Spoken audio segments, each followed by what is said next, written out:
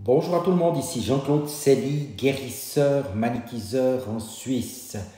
Je vous remercie d'avance de vous abonner à ma chaîne YouTube si ce n'est pas encore fait, de liker ma vidéo si vous l'appréciez et de regarder les commentaires sous la vidéo et vous y trouverez mon site internet, mes coordonnées téléphoniques ainsi qu'un lien de Sophia Voyance. Aujourd'hui, nous allons parler des Denis, des Denis, des Denis ou des Dionysos. Évidemment, la traduction deux fois né nous aiguillera vers des accouchements prématurés dans la famille. Dionysos évoque l'alcoolisme et le délire extatique. Il faudra aller chercher la violence des hommes et la rancœur qu'éprouve Denise vis-à-vis d'eux.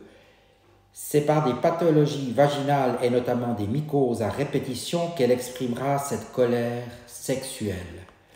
Pour compenser la violence généalogique, Denis se construira quant à lui dans un état dépressif et une impuissance latente, à moins qu'il ne tombe dans l'agressivité. Ce prénom nous renseigne sur quelque chose qui s'est passé dans la famille, contre son gré, par la contrainte morale ou physique. Sur le plan inconscient, c'est un viol qui peut se manifester sur un des quatre plans intellectuels, les Denis ayant besoin d'être poussés pour prendre une décision émotionnelle avec l'arrêt du contact à l'adolescence, sexuelle avec ou sans pénétration, corporelle, le corps étant soumis à une grande obligation physique. C'est au niveau des filtres, en particulier rénaux, que la cristallisation de l'inconscient familial se focalisera, car Denis devra également trier le vrai et le faux des dires de sa famille. Denis devra se contenir et se contenter de peu, se passer des bonnes choses et même se priver. S'il veut solutionner, il devra prendre garde aux épanchements pleuvraux, synoviaux par exemple. C'est en restant discret et silencieux que Denis portera sa lourde culpabilité et ses responsabilités. C'est la racine chaldéenne qui nous donne le radical de force, d'expansion et d'activité débordante, racontant une généalogie pleine de rancœur, de colère et de violence. Dans une famille où la lutte et l'hostilité étaient de premier ordre, on cherchera les diabétiques. Au niveau du langage des oiseaux, qui dans la généalogie a quitté le culte initial pour le remplacer par le culte populaire du jeu et des bistrots? Denis refuse d'abord et réfléchit ensuite. Cette attitude générera des brûlures gastriques. Il se sentira dénigré et seule la couleur blanche d'un vitiligo sera la solution pour sortir de cette injustice. Comme d'habitude, je vais tirer 3 cartes afin de vous indiquer votre orientation, votre énergie et vos possibilités. La première carte est magnifique. Vous faites partie de Dieu. Cette carte dit en réalité que vous n'êtes pas seul. Dieu est toujours là. Est-ce parce que vous remettez ce principe en question que vous recevez cette carte? Il n'y a pas d'affliction plus grande que celle de l'humain qui se croit tout seul. Cette impression débouche toujours sur une piètre estime de soi et une vie vécue, le cœur lourd. En vérité, nous sommes tous remplis de Dieu. C'est là le principe même de la création. Nous ne sommes pas faits que de poussière, nous sommes aussi faits à l'image de Dieu. Ainsi Crillon nous dit que tous les éléments même de la création se cachent en nous. Ils se cachent parce que nous sommes libres de les découvrir et que pour cette raison nous devons les y chercher.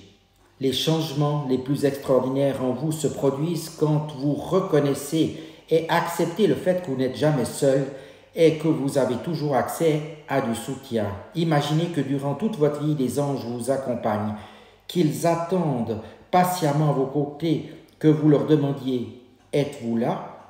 Ils resteront près de vous jusqu'à votre dernier souffle, toujours disposés à vous exaucer jusqu'à votre magnificence. C'est là une des plus grandes vérités qui soit. Maintenant, au niveau de l'énergie. Chakra du cœur.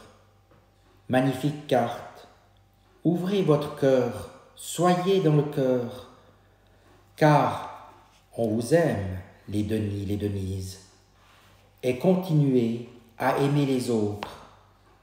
Plus vous ouvrirez votre cœur, plus vous irez en avant. Cette carte est aussi magnifique pour vous. Et la troisième carte, qui est dans l'ordre des possibilités, est la suivante. Un signe. Asseyez-vous tranquillement et fermez les yeux. Demandez à votre être supérieur de vous donner un signe qui représente votre plus haut développement pour cette vie.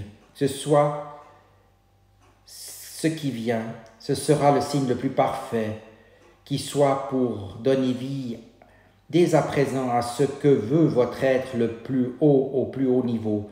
Cela peut être une couleur, un sentiment, une idée, un souvenir, un guide ou un ange, quelque chose d'abstrait ou un symbole.